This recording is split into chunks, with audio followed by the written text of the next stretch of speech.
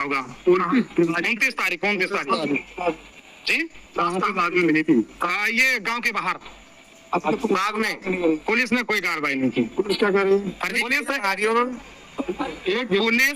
Police प्रशासन का कहना है कि रिपोर्ट 2 महीने 4 महीने 6 महीने में आएगी, तब जाके कार्रवाई होगी। मैं पुलिस प्रशासन से ये पूछना चाहता हूँ कि कई बार मैं देखता हूँ कि इतना ये लोग भ्रष्टाचारी हैं कि रिपोर्ट के साथ छेड़छाड़ क्यों करते हैं। जब व्यक्ति के, हमारे पास फोटो मौजूद है, मैं आपको फोटो अभी दिखा दूंगा, जब व्यक्ति के मुंह से पूरा ब्लड आ रहा है, यहाँ सीने से लेके पेट में इतने नाखून के निशान लगे हुए हैं, तो उस रिपोर्ट में क्यों नहीं दर्ज किया गया?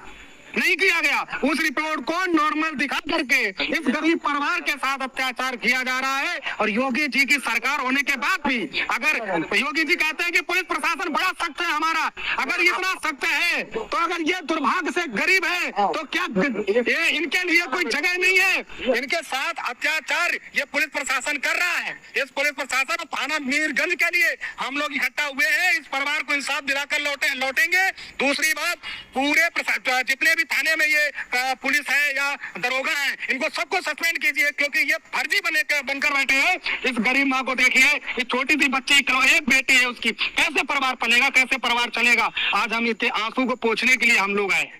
हमारा एक ग्राम प्रहरी विभाग है, उस व्यक्ति को 3 अपराधियों के द्वारा मार दिया जाता है, जो कि सीसीटीवी में भी आया कि 3 व्यक्ति लेकर जाते हैं, गले से लेकर के हर जगह पर निशान है नोचने के और मुंह से ब्लड आया हुआ है। लेकिन पुलिस प्रशासन ने उन तीनों को 151 धारा लगा करके छोड़ दिया और मेडिकल रिपोर्ट के साथ छेड़छाड़ करते हुए फर्जी रिपोर्ट बनाकर इस परिवार को थमा दी। हम लोगों के पास जब सूचना पहुंची तो हमने इसकी पूरी पड़ताल करके, ये थाना है कि यहाँ जनपद बरेली में आकर के जो माननीय जिला अध्यक्ष जी हैं, इस डीएम महोदय हैं, मैं उनसे यही अपील करने आया हूँ कि इस परिवार को इंसाफ चाहिए, उन अपराधियों को सख्त से सख्त सजा चाहिए। अगर सख्त सजा नहीं होती है तो हम लोग लखनऊ से लेकर दिल्ली तक भी जाने को तैयार। अन्नू भैया तुम संघर्ष करो, हम तुम्हारे साथ हैं। अन्नू भैया तुम संघर्ष करो, हम तुम्हारे साथ हैं।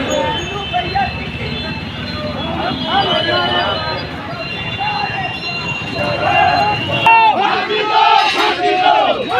फांसी दो, फांसी दो, फांसी दो।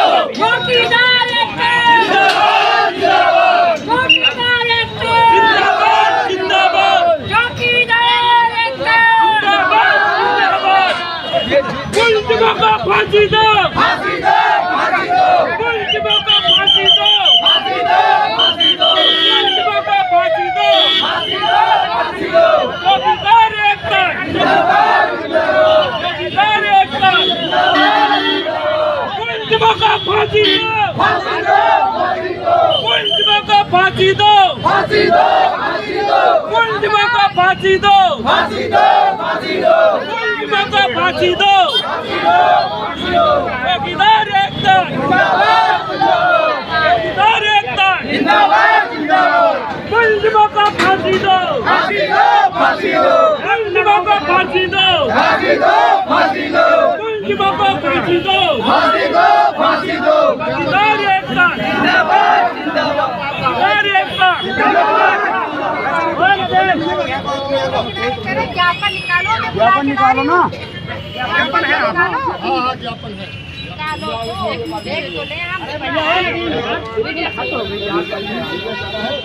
और वे फोटो कॉपी कहाँ है?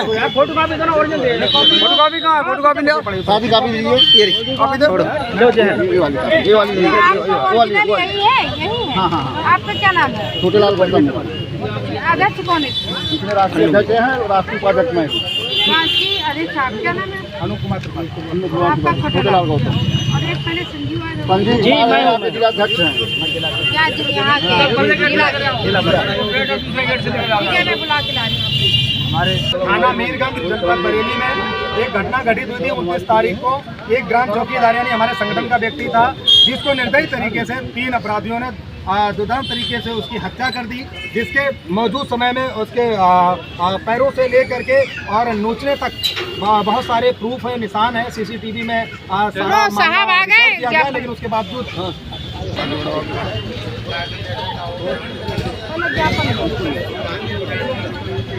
आ जाओ फोटो खिंचवाओ, आओ।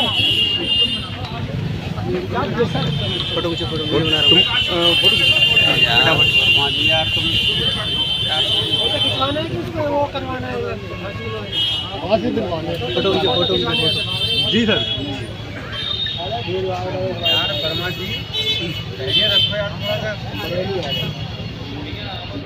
सर इस मामले को मुख्यमंत्री बहुत क्या मैं बोलूँ दबाया जा रहा है।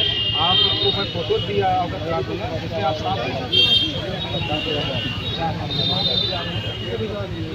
सर ये लड़की उन पर कोई लड़का भी नहीं है, ये दोनों इनके घर वाले हैं। हम लोग 7 दिन का टाइम दिए हैं।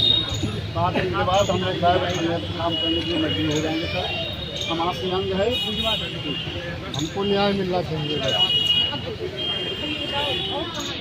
हमारा जो संगठन है राष्ट्रीय चौकीदार सेवा समूह है, हमारे संगठन के एक व्यक्ति की हत्या कर दी जाती है 29 तारीख को, जिसमें 3 अपराधी मौजूद थे, CCTV में कैद हुए हैं।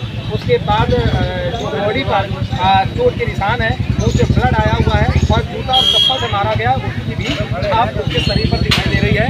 लेकिन पुलिस प्रशासन के द्वारा थाना मेरगंज में कोई कार्रवाई नहीं की गई। तीनों अपराधियों को धारा 151 लगा करके छोड़ा गया है। आखिर इनकी क्या ऐसी मजबूरी रही जो अपराधियों को छोड़ दिया गया। अभी जो रिपोर्ट आनी है वो रिपोर्ट भी रिलीज नहीं की जा रही है। इसका कारण है इसमें बहुत बड़ा गेम हो रहा है। इसमें कहीं ना कहीं सीएमओ का भी हाथ हो सकता है, डॉक्टर भी मिले हो सकते हैं। तो हम लोग आए हैं कि 7 दिन का अल्टीमेटम देने कि यदि 7 दिनों में FIR नहीं होती, कार्रवाई नहीं होती है तो हम लोग लखनऊ से लेकर दिल्ली तक घेरने का काम करेंगे। उसके बाद जिम्मेदारी हमारी संगठन नहीं लेगा, इसका जिम्मेदार शासन और प्रशासन। चौकीदार एकता, भैया संघर्ष करो।